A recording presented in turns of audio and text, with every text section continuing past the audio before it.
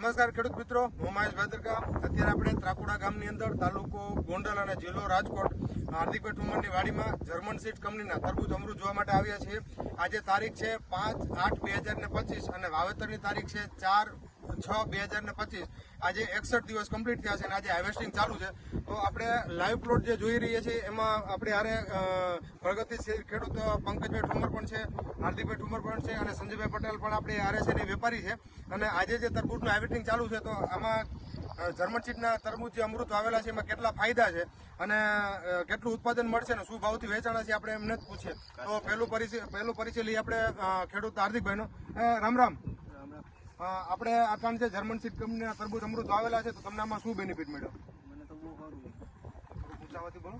મને તો બહુ સારું લાગ્યું. સારું લાગ્યું. આજે શું ભાવથી વેચાણું તમારા? ₹12.5 કિલો વેચાણા છે. અને અંદાજિત વીઘામાંથી કેટલા ટન નીકળશે? ધાયરાથી વધારે નીકળે તો મિનિમમ કાલે તો ઓછું ધારેલું હતું, કાલે તો જાજુ ઓછું ધારેલું હતું પણ આજ વધારે નીકળે. બરાબર. એટલે મિનિમમ 25 ટન 70 ટન ધાર્યો 35 ટન નીકળશે. એટલે કેટલા વીઘામાંથી? 7 વીઘા 7 વીઘામાંથી 35 ટન. કાલે એનો અંદાજ એવો હતો 25 ટન નીકળશે. કાલે હાર્વેસ્ટિંગ ચાલુ છે અને આજે એવું કહે છે ભાઈ 35 ટન જેવું નીકળશે છેલ્લે સુધીમાં. એટલે હજી લગભગ શનિવાર સુધી હાર્વેસ્ટિંગ ચાલુ રહે ને? શનિવાર સુધી ને? હજી 2 દિવસનું હોલ્ડ કરીને શનિવારે બીજી ગાડી ભરવાના છે. અને અત્યારે થોડુંક આપણે પરિચય આપણે પંકજભાઈનો પણ લઈએ. પંકજભાઈનું કેવું શું છે? એમાં એવું છે, તરબૂચમાં બે ત્રણ ખાસિયત છે. જો એક તો સાઈઝ સારી થાય છે, વેલાની ક્ષમતા 61 દી થયા ને તોય વેલો હજી ક્યાંય ઠાક્યો નથી. પેલું આપણું મહત્વ આવા ભાવ હોય, ₹12.5 ભાવ હોય, વાંહે જે કચરી રહી એ કચરી રહેતી નથી. આપણે એ મોટામાં મોટો બેનિફિટ એ છે. ઓકે.